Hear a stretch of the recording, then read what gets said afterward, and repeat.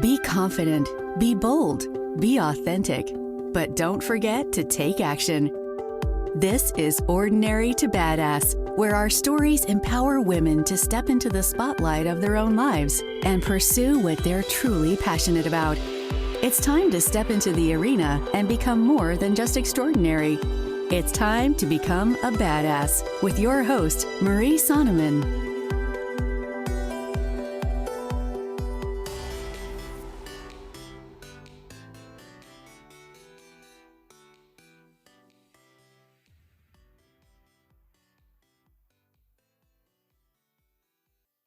Welcome to Ordinary to Badass, episode number 68. In this episode, we will be talking with Hannah Strenger. Hannah's a friend of mine, and she's so badass. Hannah talks about how she was a creative coach, and a month ago, she transitioned to being a coach for the LGBTQ community and helping them with their coming out journey. She did this after her best month ever as a creative coach. How hard would that be? I mean, that takes some gumption to stop what you're doing when you had your best month ever and then transition to something new. We also talked about how Hannah came out to her friends and family, and she gave some awesome confidence hacks. And then we talked about deadlines and setting deadlines for yourself. I know that you're really going to appreciate what Hannah has to say, so definitely stay tuned. But before we get there, have you signed up for the secret podcast episode yet? I know that you're really going to love it. I'm only offering it to the Ordinary to Badass podcast listeners community. So head on over to ordinarytobadass.com/podcast. All right, let's get to the episode.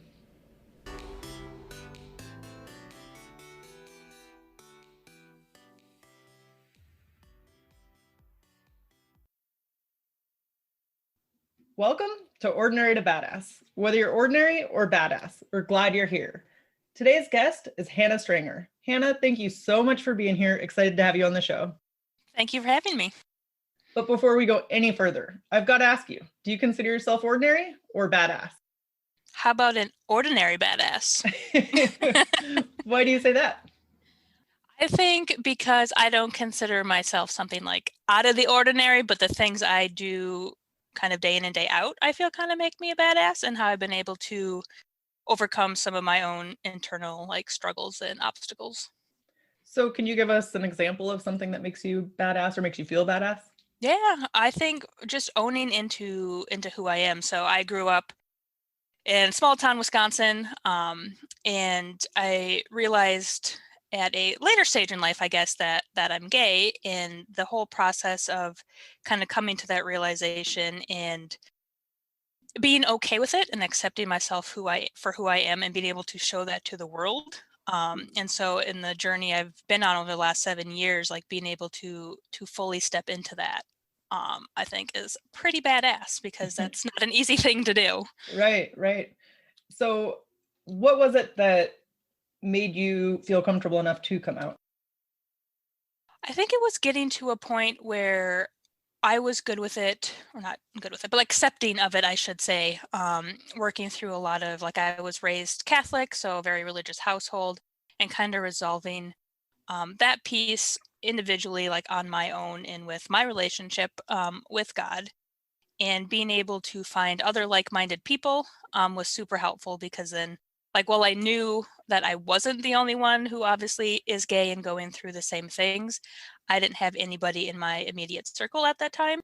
So by expanding that and being, surrounded with these people and hearing their stories, kind of gave me the confidence to be able to show up.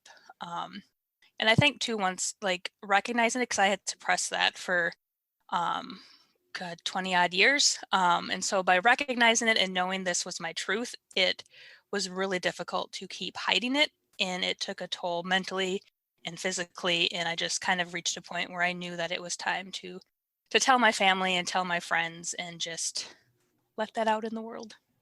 So I totally want to dive into that a bit more. But first, will you go ahead and share a little bit of bio about yourself so we can get to know you a little bit better? Yeah, definitely. So like I said, I was born and raised in Wisconsin. I'm now over in Minnesota. I have a strong background in art, so I went to school to be an animator. I am currently in a creative director role at a media company. And for a while, I actually was coaching creatives to help them be able to find their creative voice and ditch the soul-sucking job so they can kind of get into their own passions. And I've recently pivoted to now serve more of the LGBTQ plus community and help them through their own coming out journeys. So pivoted a little bit there, but I live in Minnesota. I've got 3 rabbits, so I've got them Nice. hopping around the house. Always good for a laugh. Yeah. Okay, so then how often are they hopping around the house and how often are they in a cage? They are primarily in a rather large kind of fenced off enclosure, and they each kind of alternate kind of who gets to come out and run since they're very territorial.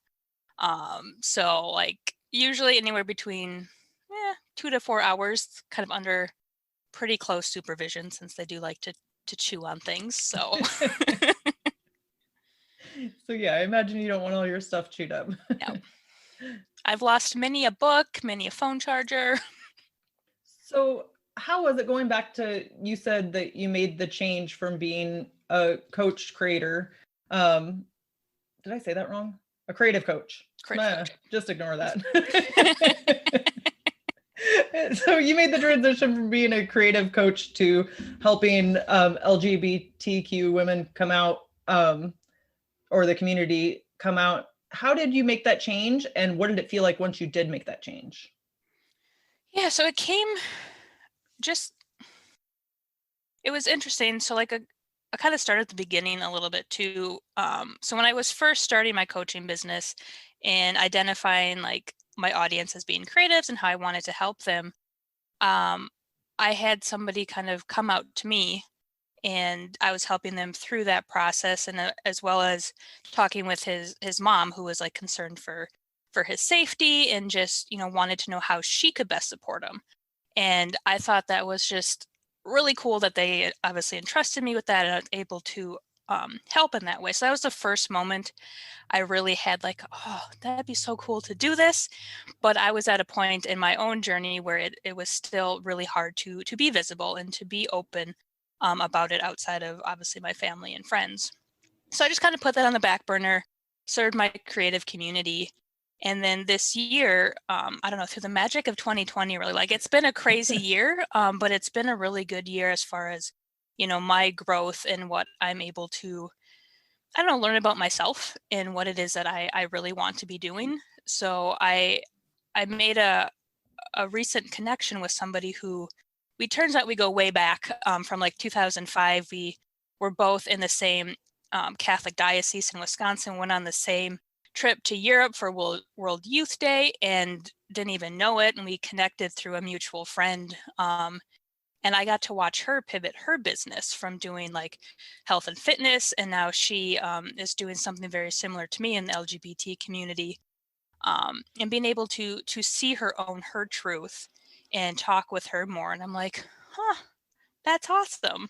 And it really was last month, it just kind of hit me like square in the face. Like, dude, you need to be doing this. You need to be stepping into this. It feels like a greater purpose, like what I was meant to do. And it was scary because September, I had the best month I've had yet in my creative coaching business. And here I was being like, cool, awesome, pause that. I'm going to go in this direction. I love that. Yeah. So it was scary, and it's been exciting because it does feel so aligned with how I'm supposed to serve and like who, but it's had its own challenges too, because it's forcing me to show up in a way that I haven't really been before. So like being visible, being open, obviously sometimes will attract people who are not accepting and supportive of the LGBTQ community. So it's forcing me to kind of face some of those things that I maybe haven't done before, and sharing more of my story, which has been, hard to hit that publish button, but once Yeah. I do and I just see like the support and the people who are like, thank you so much, I like resonate, like it's super empowering to show up like that too. Yeah. And what I liked about that story is your friend, she just decided to do what she wanted to do or what worked for her. And she had the courage to show up and do it. And it's kind of a testament to how if you follow what you want to do, you never know what effects, like what domino effects it can have to like your friends or the people around you. And I think that's so cool. Oh, exactly. I love it. And I keep that in mind a lot too when I'm like, oh, do I really want to share like this little story or thing? Because, it gets personal very easily. And then I think about that, like somebody needs this. Like, I don't care if it's just one person who is like, oh my God, like I needed to hear this today. And it's worth it to me 100%. So I always try to keep that in mind because I know, to your point, the people who I've been impacted by just by how they show up in the stories they share. So if there's somebody listening to this that wants to come out, but they're struggling with that, what would do you have any recommendations of things that they could do to feel more comfortable? Yeah, I mean, for me, um, it was a lot of unlearning some of the stuff I grew up with in that, I had a therapist who, like, bless her heart, was there with me from early on to like ask the hard questions that actually get me to kind of think about the stories I had in my head about it. Um, and while that was helpful, I think a big turning point in my journey and how I felt comfortable enough to actually come out to people was connecting with other members of the LGBT community. And like I found like a coming out like lesbian group that I'm like, okay, like that was terrifying to make that phone call to join that group. Oh my God, I sat there with the phone for like, I swear to God, half an hour. Um, and granted, right now with COVID, like those in-person things are few and far between. But I think that's the beauty of the internet is, finding people online that you can just connect with and be able to share, your concerns and your struggles and hear, other people's experience too. And so I think I think our gut is to like isolate and to kind of shy away from people because it's heavy. It's really heavy to kind of sit with that truth about yourself and not know who you can turn to. But if you can be brave enough to reach out to one person that whether it's on Instagram or Facebook, and just say, hey, like this is what I got going on. Would you be open to chatting a little bit? And my door's always open for sure in the DMs and email, and there's so many of us out there who are more than willing to sit and listen because we know what it's like being in that early stage. Just contacting somebody or talking to somebody who's been through it before you. Is that kind of what you're saying? Yep. Okay. Can you take us back to that moment before you went to the group? And you said you were sitting there with like the phone in your hand and kind of struggling with what to do. Can you tell us kind of what your thought process was like at that moment, and then what happened and how you felt afterwards? Sure.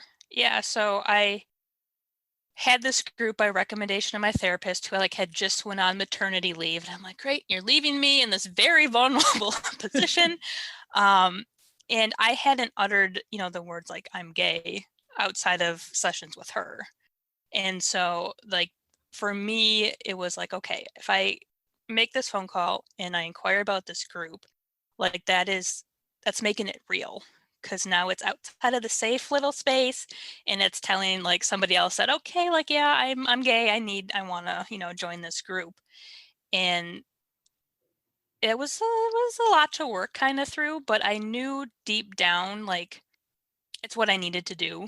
And so as I sat in my car, I think it was like on a lunch break at work. And I'm like, I gave myself obviously this timetable. I'm like, okay, before I go back in the office, I'm making this phone call, which helped because then I gave myself a deadline. Right. And it was just, that 0.2 seconds of courage to hit the boop call button. And I'm pretty sure I was like really fast. Like, hi, I'm really interested in this group. And like, nobody could probably understand me because like when I get nervous, like I'm like kind of Right. mumble and rapid fire, but they thankfully, obviously kind of in their role were very gracious about it. And signed me up.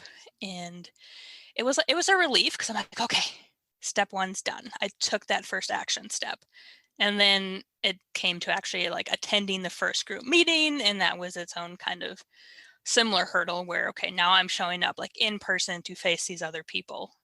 But as soon as like you're in the room and you start hearing everybody else talk, you're like, dang, like I love it because they get it. Right, right. And I think that's so powerful. Um, Obviously, I like love a group of women and people who are there to support each other, but really any community that like has been through what you've been through or has similarities, I don't know, I just think it helps propel you forward and pushes you to maybe do things that you wouldn't have done otherwise. Have you had that experience?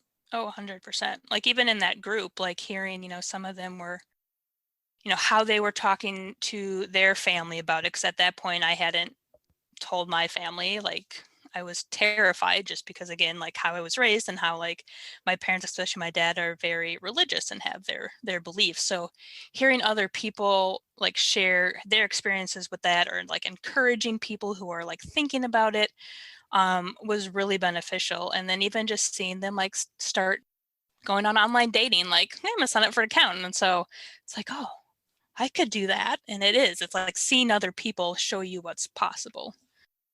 Right. Um, what what was it like for you when you started telling other people and telling your family? It was, I started telling some friends, some of my closer friends, and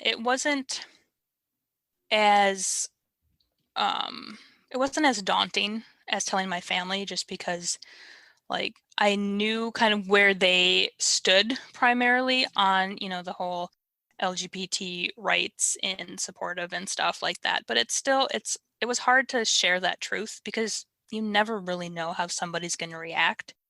But after like the first person I told like was super gracious about it and super great. And that gave me confidence to then go tell my other friend. And um, ultimately having more people in my life know, it was like, okay, now I have to tell my parents because I just can't keep this, any longer, because I had started dating at that point too. So all of a sudden this new name is popping up in conversations as a friend, but it's like it just didn't feel right. Right, right. And so I literally had typed up something in my phone, like a note, exactly what I wanted to say. And like I sat down. They live 3 hours from where I'm at now. So like that whole drive home was just I was a ball of anxiety for the whole 3 hours. And my dad was still getting back from a work trip. So I'm like, well, I'll just tell my mom because she's felt easier to tell. Um, and then she understood my concerns of telling my dad, but she's like, you got this.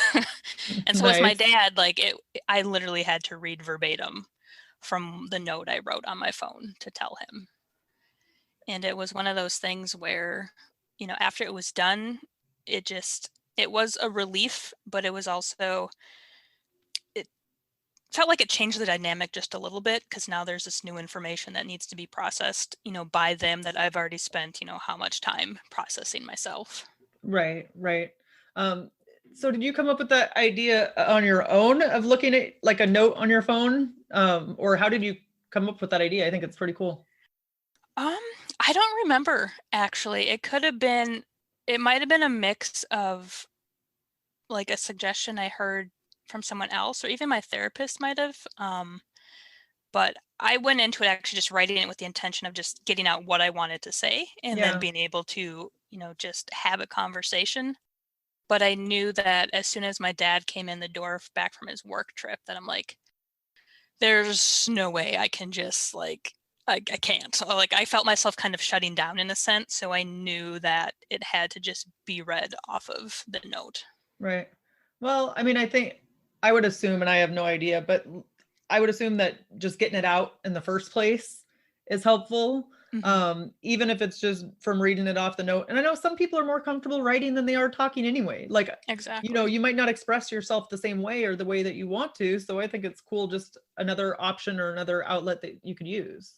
Yep, 100%. And like I know people who came out to their parents by writing a letter or writing an email because again, that's just how they communicate better. Right. So after coming out to your family and friends, did you feel a weight lifted off your shoulders? I did. Yep. And there was kind of like a growing pains in a sense to kind of describe it as that, because, you know, who their, I guess, idea of me up to that point looked a certain way. And now I'm throwing this other nugget here at them, which doesn't change who I am, but Right. it takes some processing. Um, and so there was a lot of like, okay, like, especially on the family, like, okay, now how do I approach like the extended family, the aunts, the uncles, the cousins? And like, part of it I kind of left up to my parents a little bit too, because I don't go home super often. Like, I don't really call, my aunts and uncles that much. So it's like, I kind of let them, I'm like, if you need to tell somebody, like if you need to tell my aunt, mom, like talk, it's fine. Like, I'm okay with that. So we kind of had a little like conversation how we wanted to approach it, which was helpful because then I wanted to make sure they knew that they didn't have to hide it because I don't want to, Right. but also knowing too that they're the ones who are seeing, my aunts and uncles on the regular. And if they wanted that kind of friction while I'm in a different state, like I respected that too. Yeah. And I guess I never really thought of maybe possibly the weight of it. Like, obviously the weight of telling somebody, but like how many times you have to go through the same thing, like that can be stressful too, It's like telling 20 different people, or like having to do the same story, or I don't know, I guess I didn't think about having to tell everybody and all the different times you have to kind of go Yep. through the same kind of stressful or anxiety.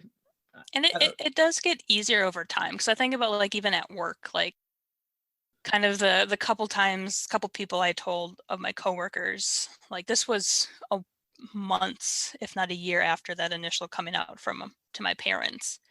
And I got to a point too where I'm like, I'm not going to bring it up, but if somebody asks me, I'm not going to lie. right. So like when we were at lunch one day and I was talking with a coworker who knew it, and I was mentioning my girlfriend, and like, oh, who's Sarah? And I'm like, oh, and in the split second, my brain's like, how do I say, like, do I just say a friend? And I'm like, she's my girlfriend, so it's like, I don't think like at that point, if he had asked me that even 6 months prior, I probably would have been like, oh, a friend.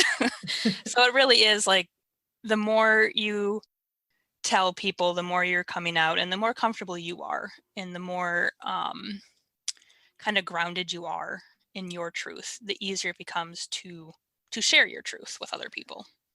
So has this helped you in other areas of your life to get courage to do things that you're maybe afraid or have fear for doing? 100%. Like, I even look back on my entrepreneur journey, which started, I don't know, 2.5 years ago. And it was something that wasn't really on my radar, but things just kind of fell into place where I'm like, oh, like, I want to be able to like coach people and help people in this way. And I mean, I know, but being an entrepreneur, like, it's a struggle, and there's a lot of mindset stuff and just a lot of things that it takes that, being in a typical 9 to 5 job doesn't kind of require of your kind of mental and emotional IQ. Right. Um, and so like in a lot of ways, my entrepreneur journey kind of parallels my coming out journey. And like, okay, I got to change up some of this mindset stuff. I got to be like, okay, I'm no longer an employee, but I'm this like badass entrepreneur doing my thing. And because I was like, I did this hard thing, like I know I can do hard things. So whenever, bumps come along the way, I'm like, okay, this too shall pass. Like I've been through worse, sort of thing. So it definitely, I think, gave me the confidence to know that I can work through whatever comes my way. It kind of made me more resilient too, and just dealing with random stuff. So like 2020, I'm like, okay, bring it. I mean, this has So, been like above and beyond this year, but it's yes. still like one of those things where I'm like, okay, we'll manage. So 2020, with all of its craziness and everything that you're going through with entrepreneurship and just life, life still goes on. You don't get to avoid those problems too. Unfortunately. Yeah. So what are you doing to keep your head right? Good question. It varies by the day sometimes, but I have found like walks have been my saving grace. Like I live maybe half a mile from a lake, so I will take an afternoon and just walk it and be just absorbed in nature, because I mean, obviously many of us are working from home if we can. And so like these four walls here, like it's all I see. Yeah. So having that change of scenery, and especially being able to get some sunshine and get that vitamin D, and just, I mean, I find water especially calming. So being by the lake just kind of helps settle my anxious energy, because I am definitely an anxious person. And then like bunny snuggles always help. So lots of bunny breaks throughout the day. And Can you be mad with a bunny in your hand? I mean, you really can't. Like, even if they're doing something they shouldn't, I'm like, you're lucky you're cute, because I literally can't be mad at you right now. Nice. But no, I'm with you. Like just outdoors, nature, like water. And I think it's so funny with water because I'm not even a big swimmer, but I like to be around water. Like I am afraid like of deep water, and you won't really catch me if I can't touch the ground, like the bottom. I ain't going out there. Like, I'm not a strong swimmer. So I feel you there. But yeah, just put me on the dock or on the edge of the water and I'm golden. Exactly. So let's pivot and talk a little bit about your wins. Can you share with us something that you're most proud of accomplishing? Yeah, you know, I want to say it doesn't feel like a concrete, like direct, like typical like win per se. I think I'm most proud of just these last few weeks in being able to recognize kind of my calling and take the action that I need to do to be able to live that. So, I mean, it being an entrepreneur one is scary, and then all of a sudden pivoting after having my biggest month, like who does that? But I think just a badass, right? Thank you. So I'm just really proud at listening to my intuition, because that's something I always kind of struggled with, because I second guess and like doubt myself. I'm like, oh, do I really? Should I? But with this, it was like, nope, full steam ahead. Like, I made that decision, and a week later, like, I'm transitioning like some of my messaging and what I'm sharing and all that stuff. So I'm just proud of following my intuition and trusting myself and where I know I need to be going.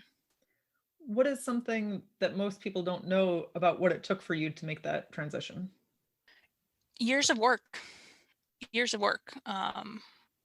I look back at all the confidence gained over the last couple years, especially, and that came from taking action that was scary, like putting myself out there, not only like being gay, but also like, here's my business. Because like putting out an offer and asking people like, hey, do you want to like sign up and do this coaching program with me, like that's scary, because rejection sucks. Nobody wants to be rejected. Right. And so by constantly putting myself in these situations to be rejected, to be whatever, like I was able to gain confidence. And then as I kind of watched myself take these actions and kind of start, like, I don't know, following these little nudges, and I'm like, oh, if I do this, like things seem to work out. So it was this slow build of trust that ultimately led to now. Like slow build of trust in yourself? Is that what you're Yeah. referring to? Or yeah. Okay. Yeah. I mean, it is amazing how just trusting in yourself or just following your intuition like one or two times helps to push you to keep doing it. Mm-hmm. Like maybe because you realize you're not going to die or you're not going to go off a big cliff, like you're going to recover, right. Yeah, our brains are like, oh, you actually won't die. Okay. Right. I mean, you could still be scared, but then you do it anyway. Yep. So now on the flip side of the coin, life isn't all gumdrops and lollipops. What are some of the struggles that you faced along the way? Definitely, in terms of like, my coming out journey, and even like moving into this new like pivot in my coaching business, has been, some family relationships and ongoing conversations I have with my dad. And I learned a lot too on like setting boundaries. Like, this is what I'm available to talk about, but like we're not going to go there. Or setting up like, we're not having this conversation every time we talk, sort of thing. But just having boundaries, not only like personally, like talking with him, but like in my 9-to-5 job, like that takes up a lot of time and energy. Like, I was always a person who was like the first one in, the last one out, going above and beyond. And now as I'm building this business, like it's taken a lot of like mental work to kind of release some of those extra obligations I put on myself and set those boundaries. So it's like, yes, I'm going to like actually log off at the set time and not think about this until tomorrow. Um, so yeah, setting those boundaries has been a struggle because I always want to be everything for everyone and do what I can to help, which I mean, I like that about myself, but I also recognize that I can't pour from an empty cup. So Right. learning to put myself first in situations where I need to, so I don't get too drained and burnt out. So do you set your boundaries and your intentions ahead of time, like when you realize something's a problem or like that you want to put parameters around? Like, do you try to set that ahead of time or just kind of play it as it goes, or play it by ear? A little bit of both. Like there are things that I've identified that, over the last few months, years or whatever, that I'm like, okay, this is a constant thing that keeps coming up that is just no good. And so figuring out like what I want that boundary to look at and then communicating that um, has definitely been helpful. But there have been cases where I'll go into a conversation not really expecting to be setting a boundary where I'm like, oh, okay, like this is like a no, like not right now sort of thing.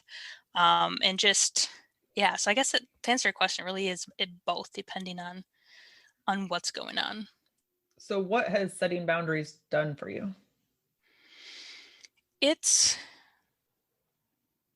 It's given me more confidence because by setting boundaries, I am showing up for myself and standing up for what like I know I need in order to give my best, no matter what I'm doing, whether it's working, at my creative director role or whether it's, coaching my clients, doing content for my business, but like knowing that I set these boundaries with a purpose and an intention so I can show up in the way I want to and need to in life. So let's talk a little bit about kind of your mindset and how you've gotten to be the badass that you are today. um, Tell me a little bit about your mindset and how it's led to your badassery. Sure. Um, it's taken a lot of awareness and work on kind of recognizing the stories I'm telling myself because I have a tendency to kind of go down the rabbit hole of like negative thoughts and my like anxieties like, ooh, and this, and this, and all of a sudden you're like spinning. And having that awareness to like catch myself in these moments so I'm not like going deeper down it has been like a huge kind of starting point. I think the biggest hurdle is that awareness of those stories we tell ourselves and these little like thought loops we get in. But then having like affirmations or just mantras, like I have some stuff up on the wall that's in front of my desk here that's like I am capable, I am worthy, in these things that we don't always feel inside just based off of society and how we grew up in this. I don't know, we just somehow absorb all these stories about ourselves from media and stuff too. So by constantly having these things in front of me is kind of rewiring how my brain thinks about these things and the story it's telling them itself. Yeah. And so I've always done some of those I am statements. Like I have 4 or 5 that have always been kind of my go-to. Hmm.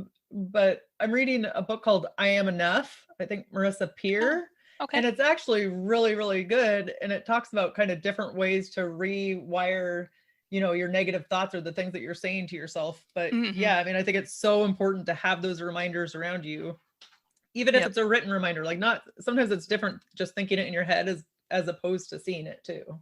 Exactly. And like saying it out loud or even having like little like alarms or reminders on my phone pop up to kind of like, oh yeah, that's right. And like kind of interrupt whatever like mindlessness I could be doing, throughout the day too. So having those pattern interrupts, I have found to be extra helpful than just having it like in a certain place in the house. Yes. And actually, I'm writing that down right now because I love that idea of like setting Yes. the alarm and just having a reminder. Because, And you're like, what is this? Because I mean, yeah, we're reacting to notifications all the time anyway. So why not have something that's going to help you and help you yes, grow?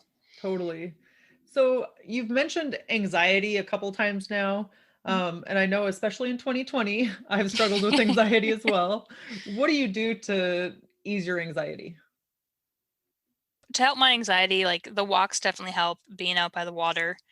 I like to also just kind of take a moment to pause and remember to breathe because like I don't always remember to breathe when it happens, or like being aware to like something I've been like super hyper aware of recently is that like I kind of clench my jaw and like my face kind of tenses up and I'm like, why? So it's like this constant like release of whatever tension I'm holding um has been um interesting to note and helpful too because then it like brings me aware of like what's going on in my body. And that's something like I've been tuning into more too. Like, okay, like where does this anxiety show up in my body and how can I kind of, you know, honor it, but then also kind of change, what I'm feeling there. Yeah. And I think it's so interesting, like about paying attention to your body and where you're actually feeling it. Cause for most of my life, no, I have not done that. But Right. it's interesting how your body is actually giving you signals. hmm And I'm like, wait, what? It's doing what? Like my therapist is like, where do you feel that in your body? And I'm like, what do you mean? Where do I feel that Yes. in my body? So I'm it's glad I'm not the probably, only one. it's taken me a while to be like, okay, I think I feel something here. But I understand what she's doing because like our body holds stuff that our conscious brain doesn't like totally understand yet. And when you start, connecting the two, the power in that is huge. But it's definitely a learned thing that I am working on. Yeah, I'm Like, with yeah, you. even if it's in your big toe, and I'm like, my big toe doesn't feel like anything but a big toe. Right. That's funny. But no, I'm totally with you on that one. I'm getting better, but still, by all means, Right. not perfect. So, can you share with us one of your mindset hacks for confidence and self-esteem? Yeah, I have I call it my confidence portfolio, being an artist, always having a portfolio of work that is like accomplishments I'm proud of that I've done like over the last 31 years of my life. So even I have stuff on grade school from there, but things that I've done that I am proud of. And every time that I am doubting myself and my capabilities, I can turn to this list and be like, oh yeah, I did that, that, and that. Sweet. I'm like a badass. Because we forget. We forget the things we accomplish like this. Like, yep, that was cool. You celebrate for 5 minutes and then you move on to the next thing. But if we can keep bringing ourselves back to those moments and those things, I think that goes a long way for boosting our confidence, especially when we're finding ourselves in kind of a low spot of self-doubt. Yeah, and that's funny because that's like the second time recently I've heard something like that. Like Oh Tiffany yeah. Babb was on the podcast and she was saying like, oh, she doesn't consider herself badass like on an ordinary day, but when she looks back at everything she's accomplished, then she feels badass, hmm which No, kind of can be exactly. true for us. So I like that. Just something to remind yourself. hmm So do you have like a mantra or meditation practice that you use? Um, yes and no. I I kind of fell out of like a traditional meditation practice during 2020, which is probably when I could use it the most. But I've always used the Calm app for guided meditation, and there's always a different theme which I enjoy. But my meditation really just became my walks in nature and being aware of, what I'm feeling and seeing. And so really the five senses sort of idea. And that became really grounding for me this year. And it does change up, I think, per season and phase and what I'm going through, because I've started to do a little bit more again with just kind of sitting in quiet, um, or even opening up the Calm app and doing some guided meditations. Yeah, and I don't know about you, but it seems to be a roller coaster for me. Like sometimes I'll be really good at it, and then Yep. other times I'll just completely drop off and then go back to being good at it. Exactly. And like I'm like, oh man, I like, and then you beat yourself up because you know it helps. But it's Right. like, well, maybe this is just not helpful for you right now, and something else is. I don't know. So true, so true. So let's now switch to badass advice, and this is going to be a little bit more of rapid fire. So, what was your turning point for accomplishing your goals and becoming a badass? Oh man. Um, I think, the turning point really was me coming out to myself and then like my family and friends because I feel like I couldn't really be a badass if I was hiding a piece of myself. So the moment I allowed myself to stand in my truth and show up authentically has allowed me to be badass. Nice. So, can you share one thing that you've learned from a woman in your life?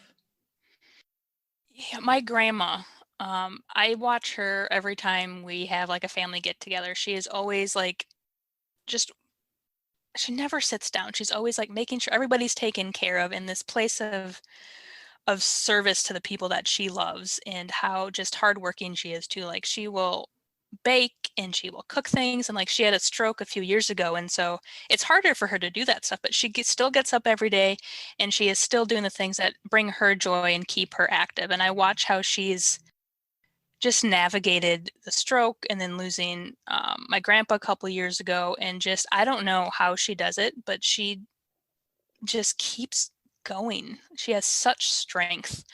um, and it just I don't know, it kind of rubs off then on me too, because I'm like, well, if grandma can do it, like hell yeah, I'm gonna keep showing up and I'm gonna keep putting one foot in front of the other. I love that. um, what is a habit or a practice that has contributed to your success? I think um I would say reading more, or being more cognizant of what I'm consuming. Like the books I read are, well, I do enjoy a good fiction book, like I'm a huge Harry Potter fan, but most of the books I read now are really like, more on the personal development scale, or offering some new insights, because I feel like that's really changed my perspective of the world and what's possible, is by being able to consume and learn from other people in the insights they have on the world and how they operate. Yes. And the other thing is like we have so much information at our fingertips, like Hmm. whether it be books, YouTube, blogs, like there's so much where you could find information. So it's almost like you have the expert. I was going to say in your hands, but that sounds a little creepy. I don't Right. know. Yeah. So yeah, we'll just move past that. Love Yes, the expert in your hands. All right. it. Um, what's something that everyone should know, like about confidence and overcoming obstacles? To quote Glennon Doyle, like, you can do hard things. Being able to get to a point where you are confident and you are being your badass self is going to, require you to do hard things, whether it's, a lot of it is mental and working through those mindset blocks, in that it's not impossible to do. It takes time and effort. But once you, and it's one of those things that I think it's important to keep in mind too, that it doesn't happen overnight. It's these little things day in and day out that when you look back, you realize have had this huge impact in where you are now versus where you were a year ago, 2 years ago, 5 years ago. Yeah. Sometimes it's just the small things that make the greater impact. Hmm. We think we need to have a big day, but it's Right. actually all the small things on the way to that big day. Exactly. Exactly. I mean, those small things lead to that big day. Exactly. So, how often do you read, and can you share a book and or tell us why? Yeah, I read. I would like to read every day, but that doesn't always happen. I like to kind of end the day reading a little bit, so it's a break from the screen, and just lets kind of a signal to my brain that, okay, we're recharging, we're relaxing now. So, at least I would say like 4 or 5 times a week I have the book open. And yeah, the book I'm reading right now actually is a reread of Brene Brown's The Gifts of Imperfection. She just Mhm. launched the 10th anniversary edition of it. So I grabbed that up and I'm revisiting it, and it's interesting because I read that maybe 7 or 8 years ago, and reading it now, being at a different point in my life, like I'm picking up new things from it, which is really cool. Yes, I love when that happens, which is Mhm. most times, most Right? time when you read a book and then a couple of years later, it's like you're at a different point in your life. Exactly. Exactly.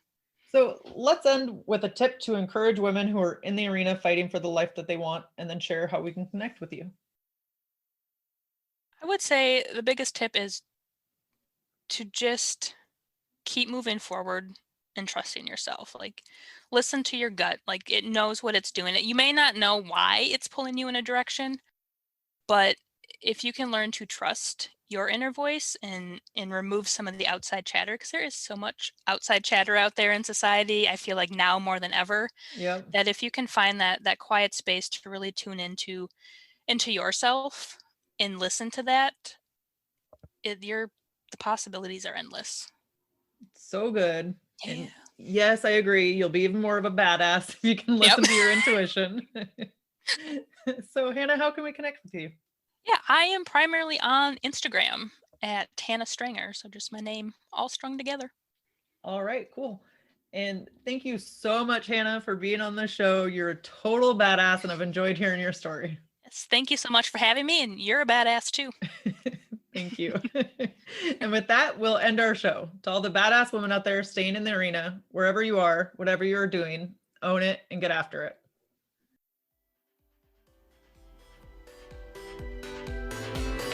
Now that you've listened to this episode of Ordinary to Badass, we want to hear from you.